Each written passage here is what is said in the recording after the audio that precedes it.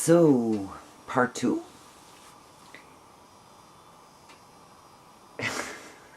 I was going to say something like, good to have you back. I just can't do that stuff. I don't know who you are. But it's, well, if theoretically speaking, if there is a you, it's good to have you back. There is a you. Because otherwise nobody's hearing this. This is so weird. Okay, right. I mean, speaking to a camera. There was one point I forgot to make in the first video, which was that right now, I mean, I'm in Europe, and lots of traumatized people get here. You know, we have a refugee crisis, and it's still going on. And now there's tons of different points of view to this refugee crisis. And it's a very complicated story, I believe. From what I know, and what I know from working with refugees for 3 years, taking care of unaccompanied minors, and as to my experience, yes, according to the UN definition of refugee, I don't know if that's the correct name in English, but anyway, you know what I mean. A lot of them, I mean, I'm not a lawyer, so I don't know, and I don't decide the case, and I'm glad for that. I'm happy for that. But according to that, it could be questioned if some of them are refugees. But, like, imagine this. There's tons of PR of some kind coming down to Africa. Let's say Eritrea, for example. Send everybody to Europe. You will get a mobile phone. You will get a car. You will get a house. I don't know. Whatever. In their language. And it gets spread. And people start moving. And this family was really poor and in a shitty situation. There's no war. But it's shitty. It's hard. It's a survival situation. They borrow money from somebody, or sell everything they have or whatever, and send one son. Because in the beginning of it, 2015, everybody thought you can get your own whole family. You just get there, you get asylum status, and then your whole family can come and have a great life in a big villa in Europe, which of course is a myth. But I argue in this case that that is what was being communicated. So this boy, I haven't met Gert, so this boy takes his trip through Libya on these terrible boats, 6 days, seeing some people drown, right and left, people are falling off. This is not one particular story. I'm kind of building, it's a fantasy story that I'm building from different stories I've heard, right? Then night landing in Italy and hiding from the police, kind of hungry, no money, no language, right? Trying to make their way up where they're supposed to go then. And yeah, there's smuggle routes and stuff, but still, it's tough. And, they say, oh, they're already 18, they're no kids. Well, I mean, if you'd done that to me when I was 18, I probably wouldn't have survived it, I would suggest. And many don't. So, I would argue, whatever the legal status may or may not be, there is trauma. There's trauma. I found the name of this great American. He wrote books. He's not an author. He's a psychologist, I think. or not a psychiatrist. Peter, I would say Levine, but I think it's Levine. Peter Levine, check him out, he's really good. And yeah, I wrote down some words here just so that I so the one thing he says, okay, wait, I'm going to do one more before everything else, before I go into the pictures and the actual process, okay? Just like to give them the background that I have on what trauma is, okay? So, what I took away from this, and he's really brilliant, is he believes trauma is biological and not psychological. So it's a biological process that happens when we get totally overwhelmed, too much, too fast, and thus it is very individual, because what one person thinks is like, whoa, so cool, like bungee jumping, or whatever people do, climbing the Himalaya. Yeah. So now other people could take a trauma from a much lesser mountain, right? So, and it's a biological process, is what he says. I quote him. He believes that, and not psychological. Thus it can be healed. Or as he more particularly states, it can be transformed. And that I thought was interesting. Because, many, many years of my life, and this is also a very, typical thing, I think, for, abused kids or so. It's like you get victimized. Or maybe not even only abused. Like for traumatized people. You say, you have this, why me? Right? Like, why am I always getting the shitty guys? Well, if we consider it to be a spiritual process, and now going back to my first video, if I consider, which I do actually, myself to be somebody who willingly, on another level than this Anya level, willingly incarnated into Germany 1964 to two deeply traumatized parents, or that were deeply traumatized as children, then it's a spiritual process. And then the word transformation makes sense to me. That's my take on it. Levine is, as far as I know, not speaking in these terms, but that's my take.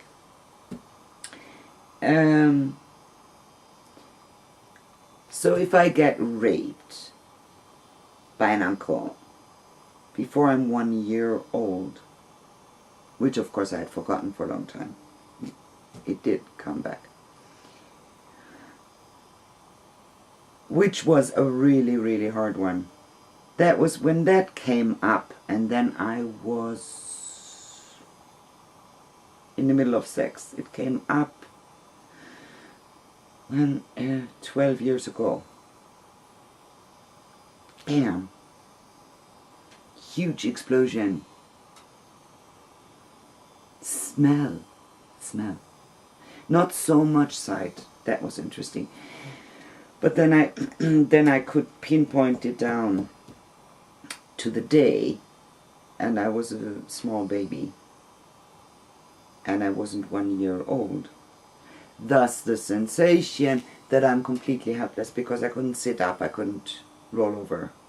I felt completely helpless. And that was a hard one.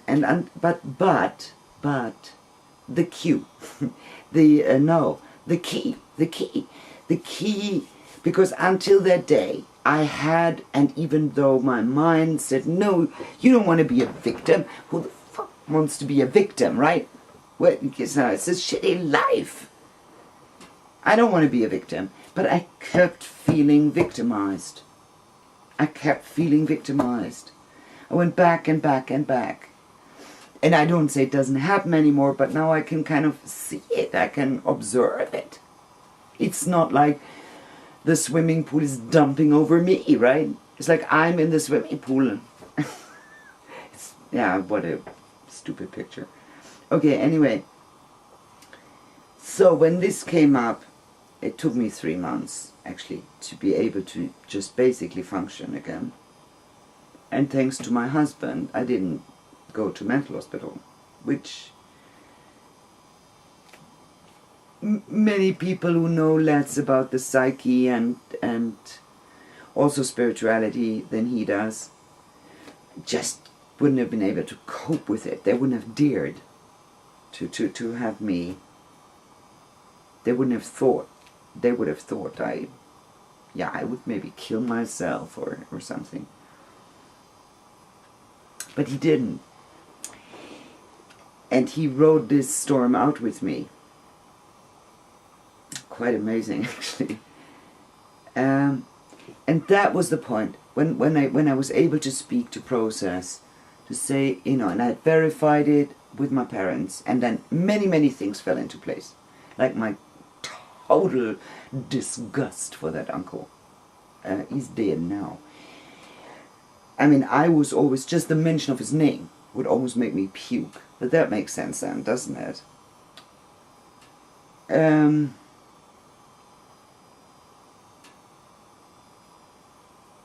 Sorry.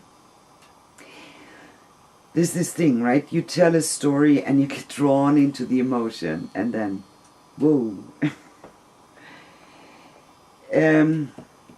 Where am I? That's why I take notes. And now I'm all over them.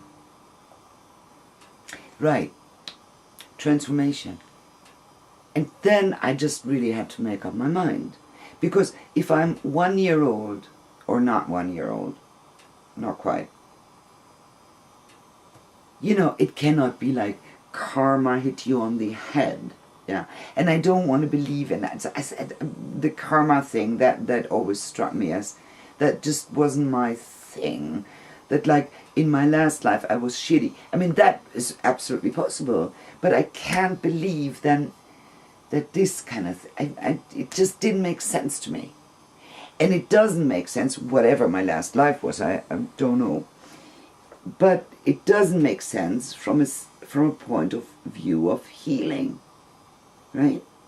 Because it just victimizes you. I mean, me. I mean, I get victimized. God, I got glitter all over my face. I get victimized from the thinking, oh, in my last life I maybe, raped 10 kids, so now I get raped.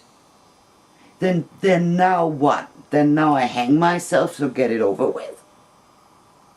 Right? I mean, no. It didn't give me an approach. But if I see it as a spiritual choice, which still could be made on the other side of the veil, or on, beyond life, beyond this life, which still could be made because I rape kids, which I really honestly don't know. I don't even want to know, I think. And I incarnate to create a balance of experience. Or I didn't rape kids, and I choose this to accomplish something. Because it did shape my life extremely much. This is something that shapes your life. This is not something you just put away and one day you're done with it. Check. No. Not to my experience. So it can be transformed. So you can't do it away. That is why also the word transformed is so important. Because, for a long time I believed that, I just deal with this shit like getting bullied or something, and then it's gone. It will never be gone. Because it's me. Now I'm starting to get that now. It's me. It's in my field. It's in my energy. It's in my history. It ain't going away. But I do not have to be a victim to triggers for the rest of my life. Same, and I just hop, right? This Pavlov's dog kind of thing. That I find unnerving. And I don't want to do that. And that is not necessary. And it's not necessary that, there's this one store where they sell all this cheap stuff. And I used to get panic attacks in that. And I think it's the smells. It's like this, all these cheap shampoos and stuff, and lots. So you come in and you get this incredible dose of smell. And I just couldn't take it. And the lights, maybe it's a combination. I don't know. So, well, sometimes I had to go in with my daughters. And there were several times when they had to get me out of there. When I just said, get me out of here, get me. But I did prepare them, though, after the first time, when it overwhelmed me. But now it's okay. I can go there. I don't like to go there. And I try to avoid it, but I can go there. Yeah, it's not pleasant, but I can go there. And I'm not getting panic attacks. So, transformation. Victory! Yay! I can buy cheap shampoos. I will not do it anyway. Okay, so that's my spiritual take. Yeah, and what else he said now when I looked up his name, Peter Levine, is that in his experience, the healing of trauma needs the connection to the body. And that goes back to it's biological, so it's like directly connected to the body. And that like ties into what I said in the first video, that I heard these other people saying that just talking is actually not so good, maybe. So that is according to his experience, and that is also according to mine, because I have been to talking therapies. And it can be nice to just sit there and blubber and like just get it out of your system. But it's not healing. My experience. And so I actually picked the right method because Psyche is working with the body. Also, and many other methods are. What else did I write down? Yeah. No, I think I've got that. So I just wanted to tie in the refugee crisis. I mean, just because I said I think there's so much trauma. I mean, there is a great trauma potential. Because many of the people, like from Syria, from Iraq, they are coming from war. And there will be trauma. The trip alone is traumatic, I would argue. But there's lots of trauma to go around before they come. I tell you, I am convinced of it. I am completely convinced. And I think it's important that we start talking about it, that we start getting aware of it, that we start getting words for it, that we start getting recognition for it. So next time maybe somebody freaks out because you use the word Donald Trump or something, we can just kind of take a step back and say, whoa, okay. With a different understanding, right? Maybe. Okay, what else I wanted to do in this one is just give one overview over my 8 points, which I'm going to take you guys through now in the next ones. And I choose to stick with the order that Cosmos or whoever, you know, when I said I folded them all up and I drew one each day. So I stick with that order. And what was interesting is when I had them all ready and I laid them out on the floor, it's almost like reverse chronological. So I end up in number 8. I painted a baby, but that was not at all conscious. It just happens that way. So I thought I'd tell you. Okay, so these are my 8 points from that list of 10 which I found, which suggests that you are a victim of trauma. Now, in this case, this list was especially from the Second World War, so that you have, or from war. No, but she was actually concentrating in that paper on the Second World War and the children of the children of the children, right? Okay, so number 1 is burnout, prone to it or have had it. Check, have had it. Number 2, my big one that I already talked about, also the last one, is sleeplessness. Number 3 is low self-esteem. Number 4 is constant financial stress, or like lack of money, or both. Interestingly enough, so it is possible to have constant financial stress, but you have money. Isn't that interesting? I mean, from the outside scene, people have money. They have 2, 3 cars, they have a big house, da, da, da. This 5 is no success. 6 is fear of losing control. 7 is a victim of bullying. And 8 is yeah, that was a German word where I'm not really sure. I could have Googled that, I didn't. That is like a lack of emotion, like a coldness, and an emotional coldness. That's actually what it's called in German, Gefühlskälte.